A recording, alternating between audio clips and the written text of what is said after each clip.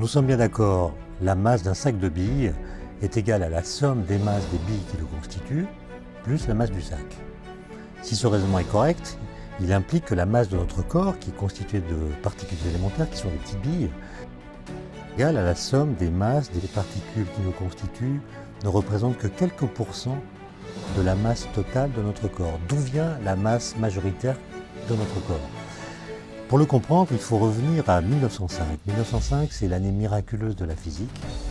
Un certain Albert Einstein, qui a 26 ans à l'époque, qui est ingénieur de 3e classe au Bureau fédéral de la propriété intellectuelle à Berne, publie en quelques mois 5 articles révolutionnaires sur 5 sujets différents de la physique.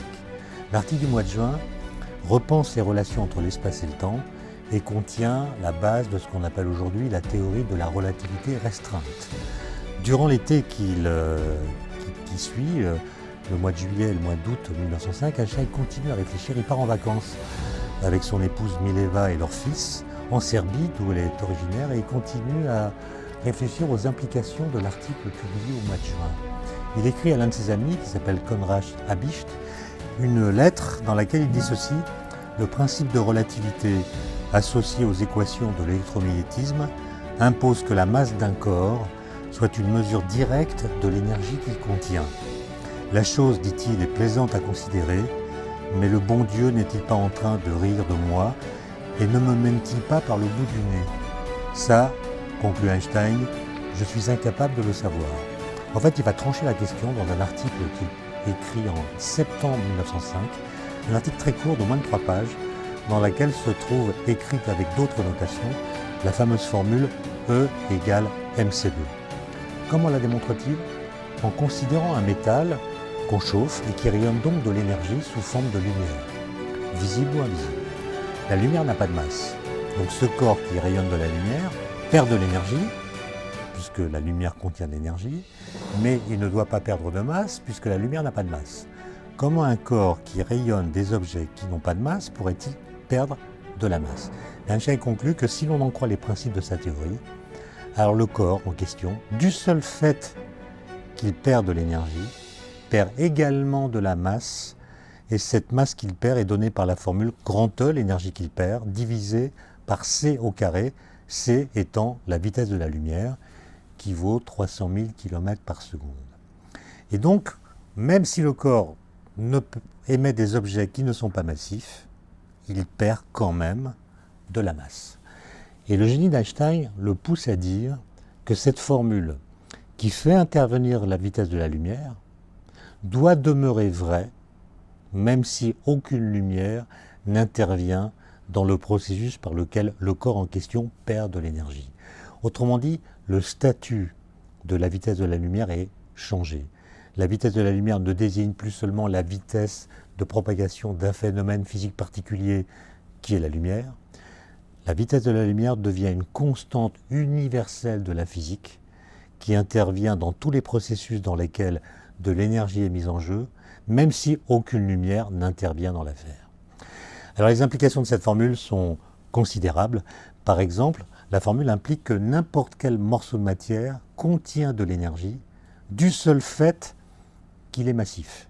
Même si le corps est immobile, au repos, il a une énergie mc carré qu'on obtient en multipliant sa masse en kilogrammes par le carré de la vitesse de la lumière. Par exemple, cette friandise qui pèse quelques grammes, quand on fait le calcul, on s'aperçoit qu'elle contient plusieurs dizaines de milliards de joules, c'est-à-dire une énergie plus grande que toute l'énergie que nous consommons pour alimenter notre métabolisme pendant toute la durée de notre existence.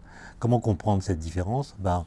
En comprenant que notre corps est un lieu de transit et que cette masse dopée à la vitesse de la lumière que nous absorbons dans nos repas, kilo après kilo, en fait n'est transmise à notre corps que dans des proportions infimes qui sont suffisantes pour alimenter notre métabolisme.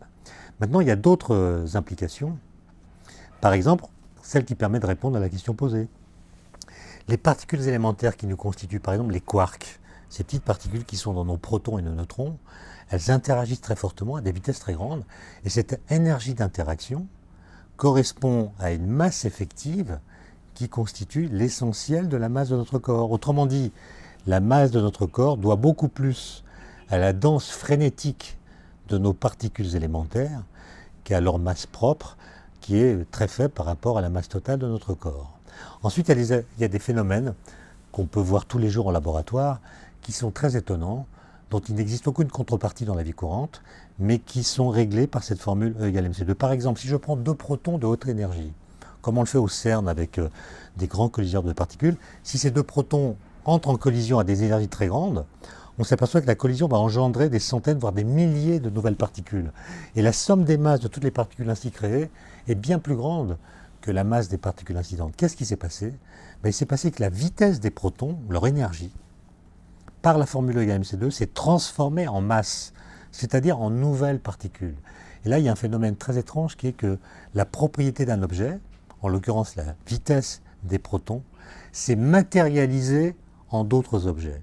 C'est aussi étrange que si je vous disais que la vitesse d'un tracteur, à l'occasion d'un carambolage, pouvait se matérialiser en donnant naissance à une paire de patins à roulettes et une trottinette, par exemple. Enfin, cette formule, elle est plutôt associée dans l'imaginaire collectif au pacte faustien que la physique la plus abstraite aurait passé avec le mal le plus concret. Bref, elle est associée à la bombe atomique, c'est-à-dire à Hiroshima et Nagasaki.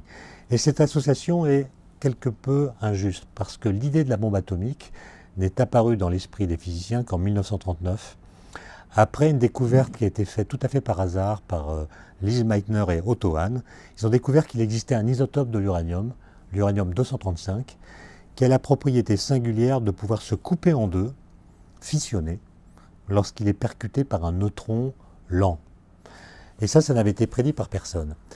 Et la formule d'Einstein ne permettait pas non plus de prévoir, elle date de 1905, l'uranium est connu depuis la Révolution française, depuis la fin du XVIIIe siècle, et il ne suffisait donc pas d'avoir la formule et l'uranium pour penser à la bombe atomique. Il a fallu cette découverte faite à la fin de l'année 1938 pour que les physiciens commencent à y penser.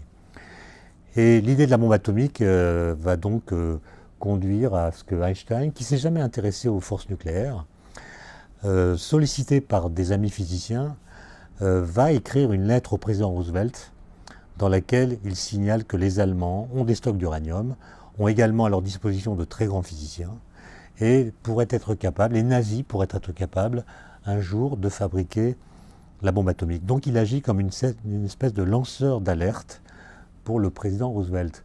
Et l'association entre E égale mc2 et la bombe atomique ne viendra se montrer, si l'on peut dire, s'imposer qu'en juillet 1946, à la une du magazine Time, qui vient commémorer l'anniversaire de la première explosion atomique qui avait eu lieu en juillet 1945, donc avant Hiroshima et Nagasaki, dans le désert du Nouveau-Mexique. Et sur la couverture, on voit le visage d'Einstein qui est grave, qui semble interroger la postérité. On voit l'océan avec dessus beaucoup de bateaux de guerre, et on voit un nuage atomique qui a la forme d'un cobra. Et dans le nuage même est écrite la formule E égale mc2. Et le titre qui apparaît à cette une est Einstein, le cosmoclaste. Einstein, le destructeur de l'ordre. Et c'est à partir de cette association que nous pensons l'association entre la bombe atomique et la formule E égale mc2, alors que cette formule intervient dans beaucoup d'autres processus, par exemple le craquage d'une allumette ou bien la chute d'un corps.